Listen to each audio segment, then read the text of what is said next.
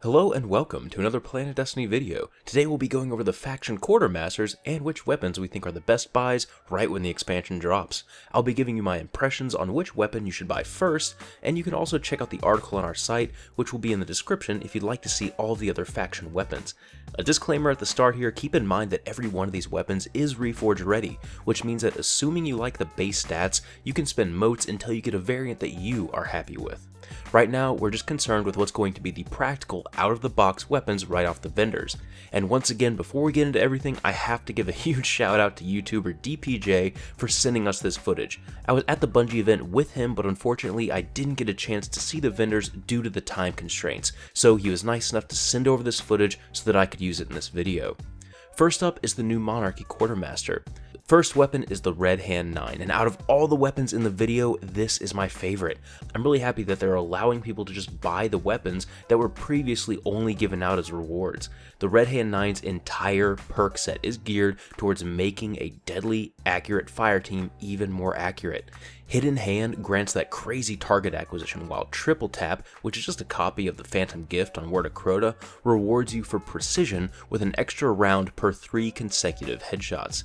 You can take it one step further with Rifled Barrel for more range at the cost of reload speed, or patch reload speed instead with Speed Reload. The Red Hand's base stability already makes it a must-have for any hand cannon enthusiast, and the stock set of perks amplify all of its strengths. 10 in the mag is fine by itself, but it can theoretically be boosted to 14 if you manage to land an entire magazine of headshots. This is one of my favorite weapons in the current game, and I'm just excited to be able to pick it up and start re-rolling it to my needs. Up next is the Admonisher 3. It's not a revolutionary launcher by any means, but it has all of the right stuff to be a great buy for those who are still looking for an arc-heavy weapon. Despite its low velocity, the near-perfect blast radius ensures maximum AoE devastation. This is one of my favorite launchers in the game currently, mainly due to its insane blast radius. Until I got my Radagast Fury, this launcher was my workhorse. Tracking is a necessity on rocket launchers, and Spray and Play perfectly mitigates the pitiful one rocket magazine size of the Admonisher. It even stacks with flared magwell, so you'll barely even notice the reloading handicap. You might even get a second shot off before your first hits the target. So what about the rest of the weapons? First up, the auto rifle Vindicator 11 is just another uninspired auto rifle with a low magazine size that is not worth your time. Judgment 6, the shotgun, is more or less the same as the Hard Luck Charm, but with a critical 2 less in the magazine, in addition to a slower fire rate that makes it ill-fitted for PvE. Yes, you can increase its range with small bore, but you reduce its magazine size to a hilariously low 3 if you do. Pacifier 10, the heavy machine gun, is an ideal base stat model, but only has 33 in the mag, and 2 pre-House of Wolves perks that you probably already have on your go-to LMG. We predicted that the pre-House of Wolves LMGs with Field Scout to be prized, as the perk seems to have been entirely removed from the vendor's weapons. Finally, the Violator 12 sniper rifle has a very interesting replenish ability, but it's outclassed by many common solar rifle variants, with an insufficient 4 into the mag and only mulligan to set itself apart. I'm still interested in it though if its aim assist stat is still the same as the Prudent sniper rifle currently in the game. Next up, we'll take a look at the very impressive Dead Orbit list. First up for the Dead Orbit weapons is the beast of a shotgun, the Rude Awakening DOA. It has a healthy base rate of fire and impact, which is highly prized for PvE, and it can be deadly in the right hands in PvP. Battle Runner and Rangefinder may be the perk combo to beat, being flawlessly suited to what a shotgun is made for. You'll be able to sprint quickly to your next target and safely take them out while aiming down sights from a frustrating distance. Its base range is somewhat poor, but this can be remedied with accurized ballistics at the cost of stability. The Rude Awakening also has Reinforced Barrel, which may yet turn out to be the Hammerforged of the House of Wolves. This well-balanced shotgun also has 6 in the mag, so if you're a Dead Orbit fanatic or just love getting buckshot bruiser medals, then this should be at the top of your shortlist for weapons to buy. Next up is the rocket launcher Exodus Plan RS-1. It comes standard with tripod and grenades and horseshoes. It also happens to be the slightly more rare Void damage, which will be great news for those of you who've been looking for a Void launcher for Nightfalls. With the Admonisher 3 from New Monarchy, the Exodus Plan RS1 from Dead Orbit, and the Hunger of Crota from Crota's End, you'll be set with 3 very respectable legendaries that cover the whole rainbow of elemental damage. RS1 has a great balanced mix of blast radius, velocity, and reload speed, the final of which can and should be buffed with Flared Magwell so you can load your next 3 rounds of death that much faster. Consider this as a replacement for your Truth, exchanging the admittedly very useful advanced tracking for the ability to free up your exotic slot.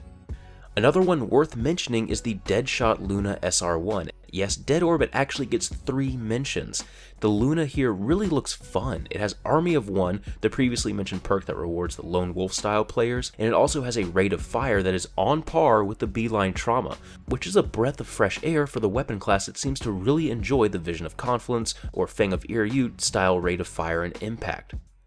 What makes it really exciting is full auto, which lets it take advantage of its absurd fire rate and effectively act as an auto rifle. The base stability is discouraging because of its rate of fire and full auto, and unfortunately there are no listed perks yet that can help you shore up the stat.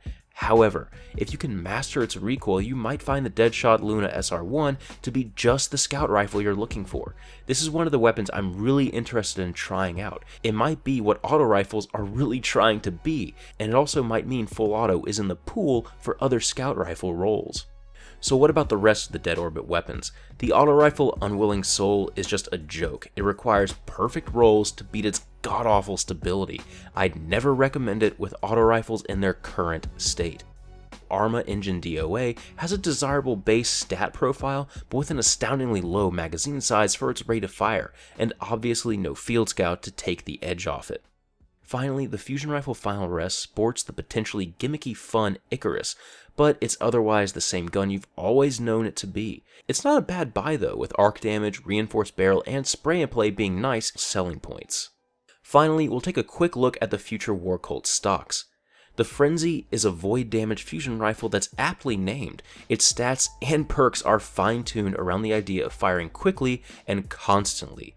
Its charge rate is already monstrous, coming in at the understandable cost of a bit of impact. The range is average and the stability is average, but its reload speed is near maximum. Its respectable magazine size of 5 can be bumped up with enhanced battery, or you can double down and enhance the Battle Runner perk by going with lightweight. With this weapon, you should be looking to get your kills and aggressively position yourself for your next one, with Battle Runner leading the way. This will be an excellent choice for the Crucible thanks to Replenish, which will refill the entire mag whenever a super is cast. With enhanced battery, a well-timed super could lead to a theoretical 11 shots in a single magazine. Void damage is a little bit of a letdown in PvE, but won't matter in the Crucible, and that's where this gun will thrive. So what about the rest? The Pulse Rifle the Conduit really needs its casket mag to remedy the 18 count, but then it sacrifices stability, and reactive reload still doesn't last long enough to be appealing.